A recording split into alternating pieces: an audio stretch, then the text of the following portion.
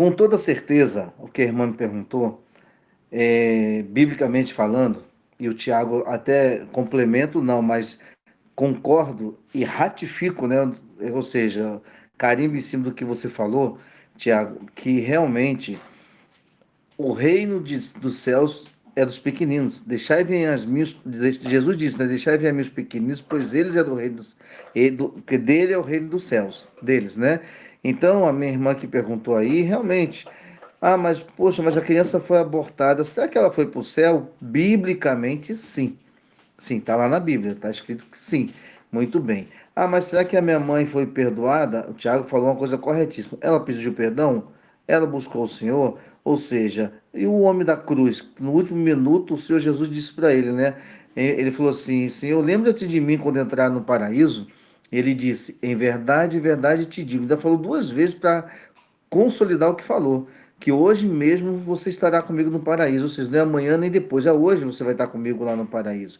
Então, eu também falaria para a irmã, Tiago, o que você falou, descanse, irmã, porque se foi pedido perdão, se buscou perdão e não praticou mais o pecado, amém, em nome de Jesus.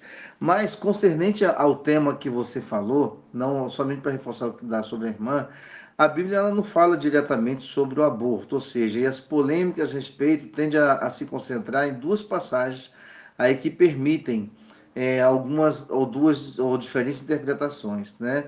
Portanto, o que acontece? A Bíblia não aborda diretamente a interrupção da gravidez, mas é citado por alguns religiosos indícios que o livro sagrado, que a Bíblia sustentaria a posição de que o aborto seria um pecado e contrário à vontade de Deus. Por quê?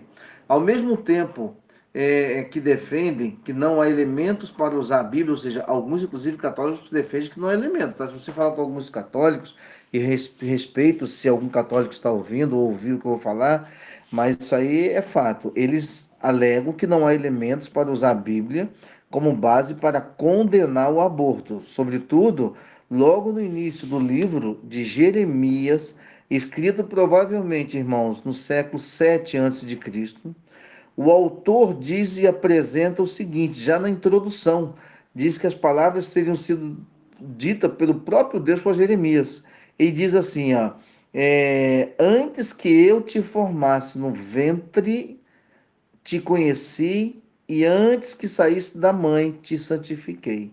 Ou seja, nós, eu, você, irmã Eliana, todos que estão aqui, né? Tiago, Maria do Rosário, Eliane, enfim, todos nós, o Senhor nos conheceu antes que fôssemos formados no ventre da mãe. Então, já no livro de Salmos, o maior dos livros em si, né, que compõe a Bíblia, há uma outra referência da vida que existiria antes mesmo do nascimento, que está lá em Salmo 139, que o autor diz assim, ó, que os teus olhos viram o meu corpo ainda informe. Olha que coisa tremenda, e no teu livro todas estas coisas foram escritas, diz os salmistas, as quais, em continuação, foram formadas, quando nem ainda uma delas havia. Ou seja, significa que antes mesmo que fôssemos formados, Deus já nos conhecia. Já estava escrito lá no livro dele a nossa existência. E o Senhor sabe o nosso passado, o nosso presente e ele sabe do nosso futuro. Portanto, irmãos, a Bíblia afronta o problema do aborto sublinhando o valor da vida humana, aquela chamada por Deus antes mesmo de que ela esteja dentro do útero materno. Ok? Então, o que ocorre? É, Jeremias, ou seja, a mentalidade está presente, de questão de que esse conceito, a mentalidade está presente, porque Jeremias Deus já falava para ele. Tanto é que ele falou assim, ô Senhor, mas ainda sou um menino. Ele falou assim, ele quis dizer o seguinte, olha, eu vou traduzir para nossas palavras, tá, irmãos? Jeremias, eu já te conhecia. Você pode ser um menino, pode ser uma criança, mas eu colocaria as palavras na tua boca. Ou seja, Deus já sabia todas as coisas. Na verdade, se você observar bem, há uma dupla utilização do advérbio de tempo. Antes, reforçando a ideia de que já haveria vida anterior ao fato do nascimento. Tá bom? Então, o antes sublinha a verdade bíblica de que a vida humana vem, ou seja, advém de uma decisão temporal por Deus, que dentro da existência, ou seja, do onipotente que é Deus e sábia, ele já nos formou, conheceu, santificou a vida humana. Então, irmãos, estou falando tudo isso porque Deus já nos conhecia antes mesmo e o verbo formar. Originalmente, eu peguei aqui na internet, diz assim, ó, iatizar em hebraico, que traz a ideia fundamental de um ato criador realizado em um passado muito remoto, que igualmente pode ser estendido como o eterno presente que define a existência de Deus, aquele que não possui passado ou futuro. Em outras palavras, diz aqui o autor, né? A criação de uma vida humana é uma decisão divina, realizada de uma vez por todas e que se atualiza sempre. Não importa, olha a questão do estupro que você estava citando, né? Não importando as circunstâncias do mundo humano. Ou seja, não importa as circunstâncias do mundo humano, já era uma ação em si, uma decisão divina. Muito bem, por que eu falei tudo isso? Aí vale para a irmã falou sobre ela quis um dia ter filho, tantas mulheres que não quer ter, ou aborta, né? E tem um filho por ano. Até estava minha esposa aqui ao lado, falei para ela assim: a mãe da minha esposa teve acho que 13 filhos, a Marilena aí sabe. A minha mãe teve 4. O mais interessante, irmãos, de toda essa história na minha vida é que quando eu tinha meus 19 para 20 anos, uma madrinha minha de casamento falou que fez 7 abortos. E eu conversando com minha mãe, uma conversa informal, falei assim: mãe, fulana de tal, conhecida nossa, minha amiga, uma senhora já, ela me falou que fez 7 abortos. É muita coisa, mãe. Imagina o útero dessa mulher como tá. Conversando assim, batendo papo com minha mãe. Minha mãe não é evangélica. Até hoje eu tenho orado muito por ela. Mas ela vai se converter em nome de Jesus. Aí ela chegou e falou que assim: ué, mas você está assustado por quê? Eu fiz 9. Aí eu falei: como é que é o negócio, minha mãe? A senhora fez 9? Eu não sabia dessa história, não. Aí vem o pior da história. E você era um deles. Eu falei: como é que é o negócio? Me explica isso direito. Não, não, deixa pra lá. Não, agora a senhora me explica, já começou. Então minha mãe me contou a história. Minha mãe tem 4 filhos, 3 homens e uma mulher. E ela contou, irmãos, que meu pai viajava muito e tinha mulheres na rua e tudo mais, mas quando meu pai voltava de viagem, ela namorava com ele, ela não podia tomar anticoncepcional, não podia tomar nada, por causa que ela tinha alergia, um monte de problema, e acabava engravidando.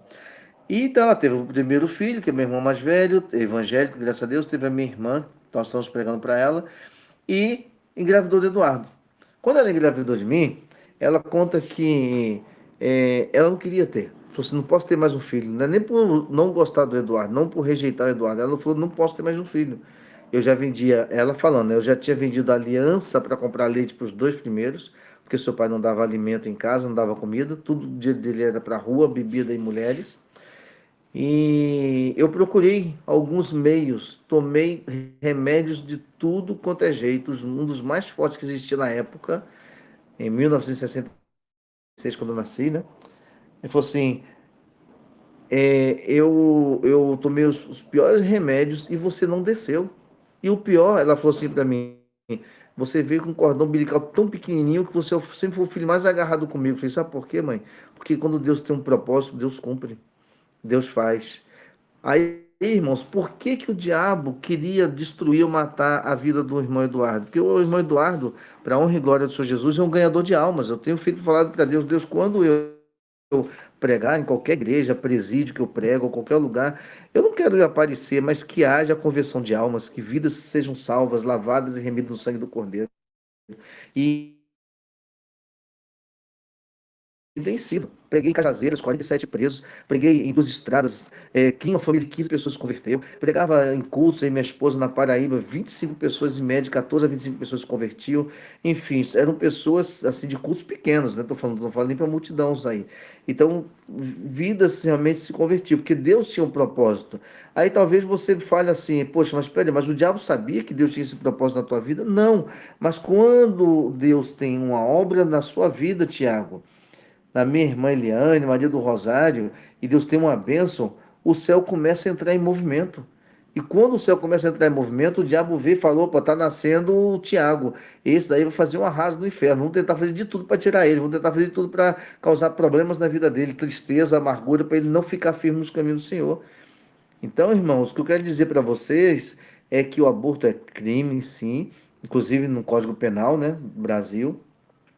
E que se você, por um acaso, meu irmão, um dia não evangélica, é claro, né? Quando não era evangélica, fez algum aborto, há tempo de pedir perdão a Deus, há tempo de se reconciliar com Deus e há tempo ainda de você não continuar com essa prática ou nunca mais praticar isso.